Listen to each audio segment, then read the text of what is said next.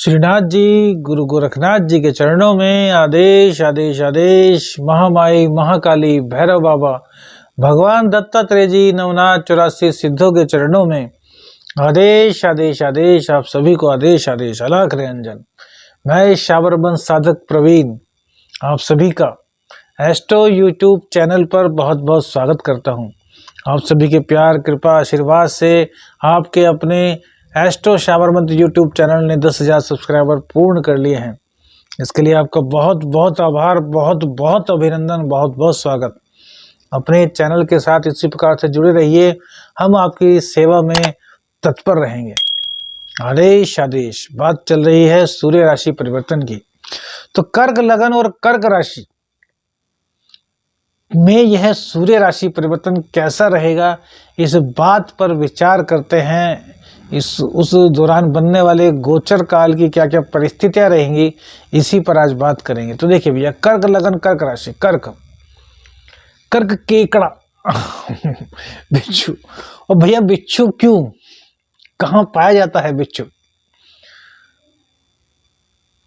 तो बिच्छू उसको केकड़ा बोलते हैं, बिच्छू नहीं केकड़ा। बिच्छू सॉरी गलत कह गए। तो केकड़ा जो होता है वो ज्यादातर समुद्र में पाया जाता है, मतलब पानी में, खारे पानी। और कर्क राशि के जो स्वामी हैं वो हैं चंद्रदेव। अब चंद्रदेव जो है ना, बहुत तेज गति के साथ चलते हैं। इनको मन का कारक कहा गया है, वहीं हमारी माता का कारक कहा गया है। कर्क क्यों दिखाते हैं उस पर वो केकड़ा बना हुआ, कि केकड़ा बहुत तेजी के साथ भाग लेता है, डराता है, कभी इधर तो कभी उधर, पानी में बहुत तेजी के साथ चलता है। इसीलिए उस मून साइन को दिखाया गया है। हालांकि आप सभी लोग में से बहुत सारे लोग इस चीज को नहीं मानेंगे, लेकिन भैया जब शास्त्रों का अध्ययन करेंगे, बहुत सारी चीजें देखेंगे, तो आप पाएंगे कि वास्तव में जो हमने बताया वो है।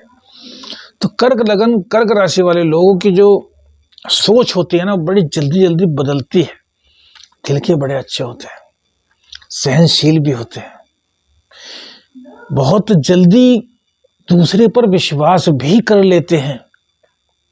लेकिन इनके जीवन में धोखा होता है, कोई ना कोई इनको धोखा दे ही देता है। इमोशनल होते हैं तो बेचारे अपने मार्ग से विचलित से हो जाते हैं। तो कहने का तात्पर्य, इसको बताने का तात्पर्य यह है कि आप इमोशनल होना छोड़ दीजिए, दिमाग से कार्य लीजिए। अब इसका मतलब यह नहीं कि दिल से कार्य लेना ही नहीं। बहुत से रिश्ते होते हैं ऐसे, परिवार को बचाना, कई चीजों को बचाने के लिए दिल से भी सोचना पड़ता है, लेकिन हर किसी पर आंख मूंद कर विश्वास मत कीजिए। कर्क राशि कर्क लगन वालों के लिए यह बात बता रहे हैं। अब बात करते हैं सूर्य राशि परिवर्तन की। सूर्य देव आपके धन भाव के स्वामी होते हैं, जो कि आपके सप्तम भाव में अब तक विराजमान थे। तो साझेदारी के कारण आपको लाभ हुआ होगा, आपके व्यापार में आपको धन लाभ हुआ होगा, आपके व्यापार से धन लाभ हुआ, उससे आपने धन को भी संचित किया होगा। हाँ, कुटुंब से कहीं ना कहीं कुछ ना कुछ मतभेद की स्थिति आपकी रही होगी। लेकिन अब सूर्य देव अपने पुत्र की मूल त्रिकोण राशि, जहां पर कि शनिदेव सम विराजमान है, 8वें स्थान में आपके प्रवेश कर रहे हैं। तो सूर्य और शनि, यहाँ पर सूर्य को दोष नहीं लगता अष्टम स्थान का, और शनिदेव अष्टम स्थान के कारक होते हैं। तो आत्मा का अपने पुत्र के घर पर जाना, जहाँ के कि वे कारक होता है, यह आपके लिए बहुत ही अच्छा रहेगा। साधनाओं के क्षेत्र से यदि आप हैं तो आपको सफलता मिलनी तय है। अभी तक इष्ट देवता इष्ट देवी के दर्शन करना चाह रहे थे, नहीं हुए थे, वो होने के चांसेस आपके इस महीने में बनेंगे, बशर्ते कि गुरुदेव की सानिध्य आपके साथ हो। जो गोपनीय चीजें खोई हुई थी, आपके पास थी लेकिन आपको उनका ज्ञान ही नहीं था, वो गोपनीय चीजें अचानक से आपके सामने परिलक्षित हो जाएंगी, सपनों के माध्यम से भी। क्यों? क्योंकि भैया शनिदेव शनिदेव प्रतीक है अंधकार के और सूर्यदेव उजाले के। तो द्वितीय स्थान को सूर्यदेव पूर्ण कर देंगे उजाले से, यानी कि धन के रास्ते आपके सारे खोल देंगे। लेकिन सूर्यदेव जहां पर बैठेंगे वहां थोड़ा सा अंधकार रहेगा और शनिदेव अंधकार के मालिक हैं।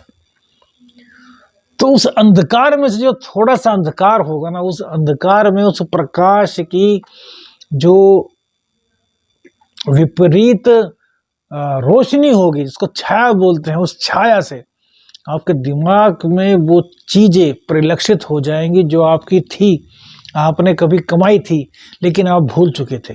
जैसे कि साधनाएं, ज्ञान, कोई गुरु मंत्र, बहुत सारी चीजें ऐसी होती हैं जो हमारे दिमाग में होती हैं।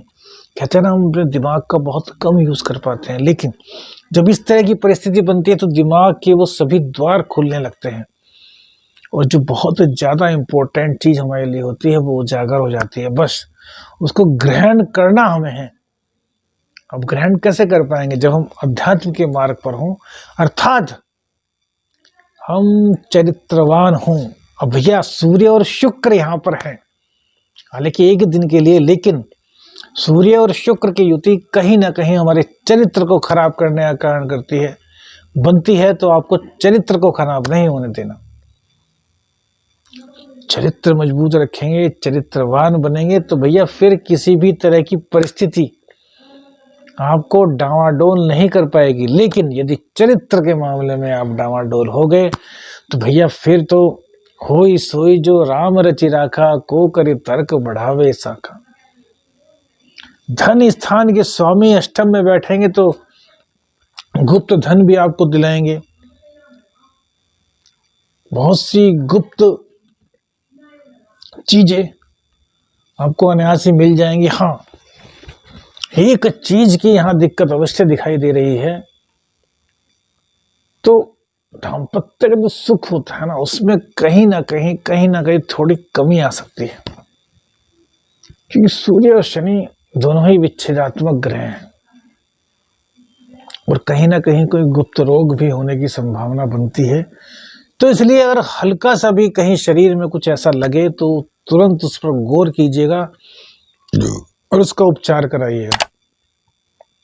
लेकिन शनिदेव अपनी मूल त्रिकोण राशि में अपने घर में विराजमान है तो कोई ऐसी दिक्कत नहीं होने देंगे। लेकिन फिर भी 1% यदि कहीं पर कुछ भी थोड़ी बहुत दिक्कत आपको दिखाई दे रही है तो तुरंत उसको देखिएगा, तुरंत उसका उपचार कराइएगा। क्योंकि भैया बीमारी होने के बाद उसके उपचार करने में लगने वाला खर्चा काफ़ी होता है, लेकिन यदि हम फर्स्ट स्टेज पर ही किसी बीमारी को पकड़ लेते हैं तो बहुत कम खर्च में वह सही हो जाती है और दर्द भी नहीं सहना पड़ता है। तो बस इतना आपको ध्यान रखना है। सूर्य देव को आपको घी अर्पित करना है।